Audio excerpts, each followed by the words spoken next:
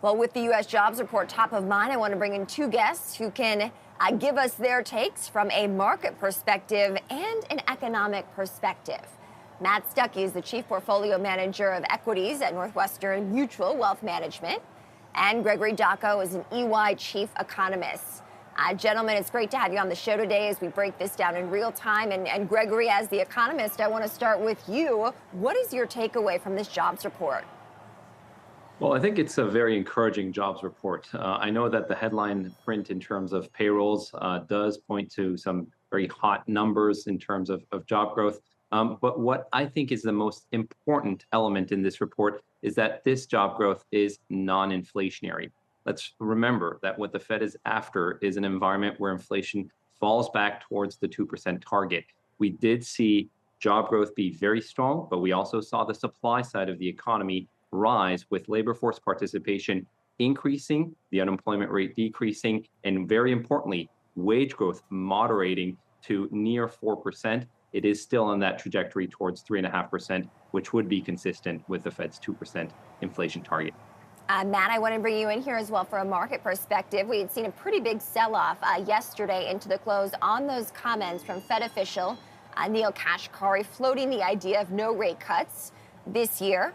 However, we see the market reacting positively today to this jobs report. Walk our viewers through what they need to know as it pertains to their investments.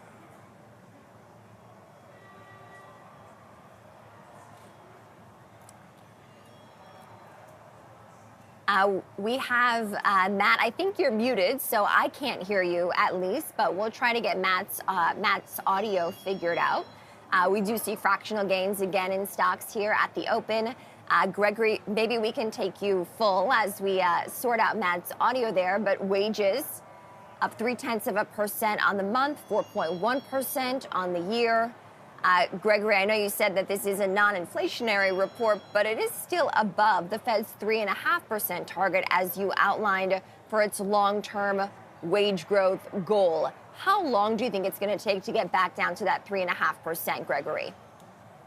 I think we'll likely be around 3.5% towards the back end of this year when it comes to wage growth. But as you noted, there are some Fed policymakers that remain leaning towards the hawkish side. We did see in the March dot plot, which is that estimate of where Fed policymakers see rates over the course of the next few years, that there were 9 policymakers that favored 2 or fewer rate cuts over the course of 2024. I think that if we continue to see these types of jobs report, that will indicate that the consensus at the Fed is shifting towards a later onset and fewer rate cuts over the course of 2024. We still believe that the onset will be in June with 3 rate cuts in the back half of this year, but these types of reports will likely tilt the balance towards fewer rate cuts by the Fed over the coming months if they are sustained. That's a big if. We are seeing signs of still softening labor market demand, and that, in our opinion, will lead to slower inflation and will favor the Fed still easing over the course of the rest of the year. Matt, I want to bring you in here. Gregory was saying that this report, even though it's non-inflationary, could perhaps lead to fewer rate cuts. What does this mean for investors? Yeah, I think that this report does kind of push out the trajectory of kind of when the Fed is expected to start cutting. And you saw just this morning after release of the jobs report, that first cut expected by investors pushed further out into the calendar year from June to possibly till September. And I just want to take you back a little bit from where we started this year. Investors were broadly expecting about 6 rate cuts starting in March. And so the resiliency of the labor market has played into a push out of those rate cut expectations. And I think from a policymaker perspective, and you heard from Neel Kashkari yesterday, what we're seeing is policymakers patient and feeling like, if they don't cut, the economy is not going to get away from them. They can afford to be patient because the labor market continues to be strong. And encouragingly this morning, the strength in the headline number, that 303,000 jobs added, didn't come with the price tag of really hot wage gains. And so, this is just further confidence and patience that policymakers can have here. Interesting. So for anyone who's looking at their portfolio, Matt, would you recommend that they make any changes based on this report and the Fed comments that we've heard in the past few days? I don't think that this report is a cause for any kind of knee-jerk reaction in terms of changing what's in a portfolio. I think if we're looking at a portfolio today, there are a lot of good avenues for decent mid-single returns in the fixed income space. And given our classification as a firm that this economy is running into the later parts of this current economic expansion, diversification is your friend here, and you can find that across the equity space, but you can also find it in fixed income. While rates are moving a little bit higher today, we think that from our perspective, there's certainly a lot of value in fixed income across the yield curve, and investors should emphasize that in their portfolio. Gregory, I want to get your take here in terms of where this report puts us in the economic cycle and whether or not you think a soft landing is feasible for the economy. I think this report is very encouraging in the sense that it does point to greater capacity in the economy.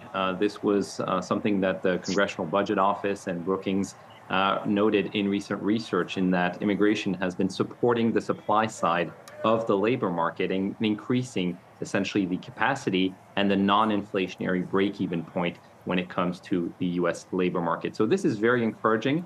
We've been highlighting for a while that we are seeing signs of stronger productivity growth leading to non-inflationary growth. Let's not forget, from a Fed policymaker standpoint, what they want is not to inflict pain on the economy, but essentially to get inflation back down sustainably towards that 2% target. So these types of reports are actually the best of both worlds. You still have robustness in terms of labor market growth supporting income and in turn spending, and you have that non-inflationary dynamic when it comes to wage growth. So in my opinion, this is the best of both worlds. Mm-hmm. Matt, I want to go back to your comment about looking at fixed income returns in the mid-single digits, roughly, perhaps mid to high single digits, you mentioned, if I recall properly, in terms of what you might be recommending for some of your clients. Is that factoring in perhaps a pullback that your firm sees in the stock market that would be a buying opportunity for stocks? Yeah, I think that if we're looking at kind of the stock market today, investor enthusiasm is pretty high. And from our perspective, I think we got to be a little bit cautious about not getting too greedy in a portfolio and maintaining discipline to a long-term strategic asset allocation here.